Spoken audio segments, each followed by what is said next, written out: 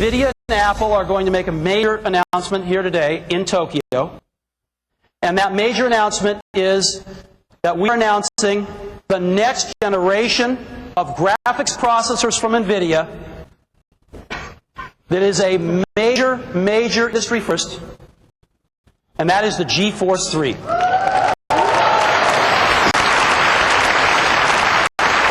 The geForce 3 is the most advanced graphics chip ever.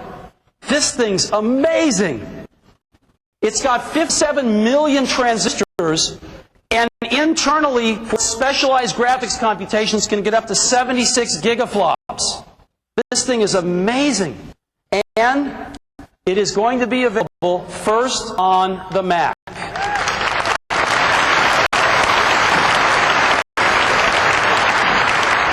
We've been working very closely with NVIDIA to make sure that our stuff and their stuff works very well together, and we've developed a great relationship with them.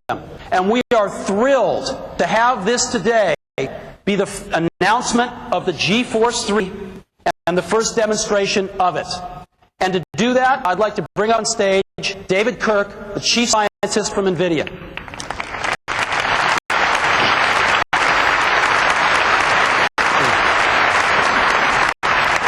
Welcome. Thank you, Steve. So what do we got here today? We have a demonstration. Are you going to introduce it, Steve? I'd love to introduce it. Have you seen Toy Story? Toy Story 2, maybe? Maybe A Bug's Life? These films are made by a wonderful company in Northern California called Pixar.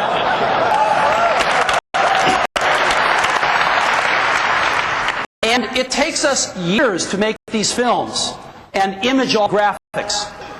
Now, the first film we ever made 15 years ago, the first film Pixar ever made, was called Luxo Jr. And it was a landmark in computer graphics. We made it using a Cray supercomputer. And it took 3 hours for each frame to compute the graphics. Since there are 24 frames per second, that meant it took over 75 hours per second to compute the graphics for Luxo Jr. Well, we have something new today. Let's see it. Simon, you want to start it?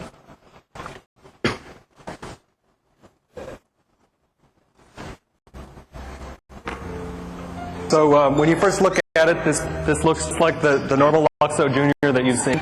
But there's a difference. With the power of the geForce 3, you're able to actually interact with running demo. This is NVIDIA's interpretation of Pixar's Luxo and Luxo Jr. characters. And with the power of the geForce 3, we're able to calculate all the lighting and shading in real time. geForce 3's programmable shading pipeline is able to do realistic lighting, realistic soft shadows. geForce 3's programmable geometry pipeline and hardware is able to do realistic and believable characters. You actually can do that the lamps have personality. And the opportunity here is that cinematic, high-quality, move-style rendering can now be done in real time, interactively on the Mac. And we're very happy to have this on the Mac. Yeah, if you don't get this, this is rendering this in real time. This is not an animation loop. This is real time. And so, 15 years ago, what took us 75 hours a second is now being rendered in real time on the geForce 3. It's incredible. All yours. Thanks, Steve. We're about to ship Mac OS 10. And I'd like to show you something using the geForce 3 and OpenGL running on Mac OS 10. And it's not a normal something.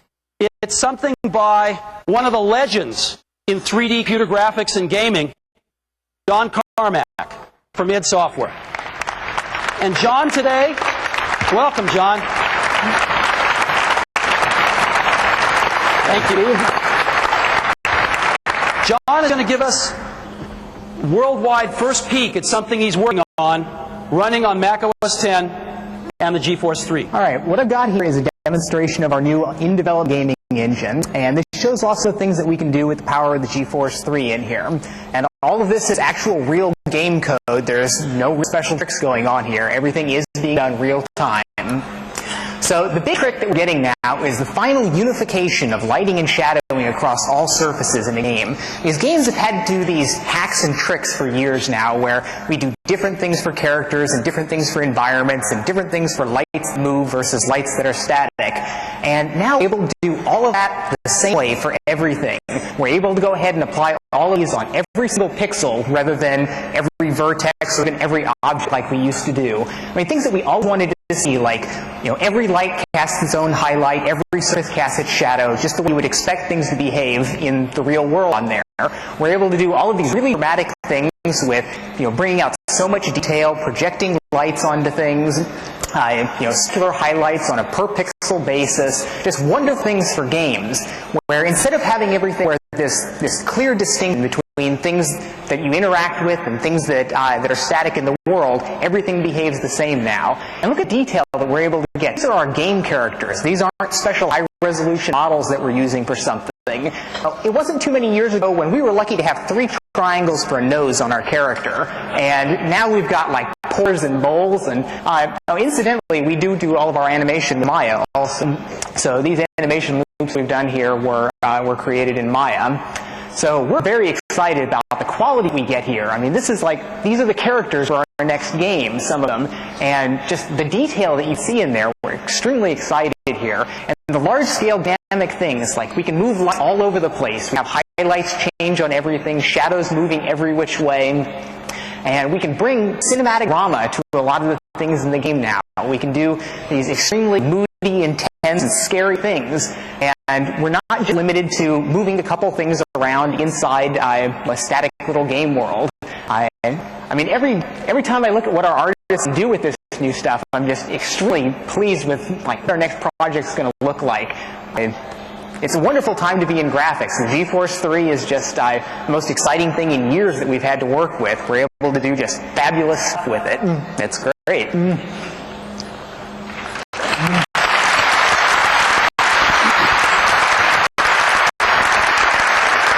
you, John. Awesome. So, we think the geForce 3 is going to be a landmark in 3D computer graphics. And again, what you saw up there was rendered in real time. Amazing. We're going to offer the geForce 3 on the Carmack G4 line as a build-to-order option from customers or resellers, so it's available across the line. We're going to ship it in late March at a cost of $600 or 68,000 yen.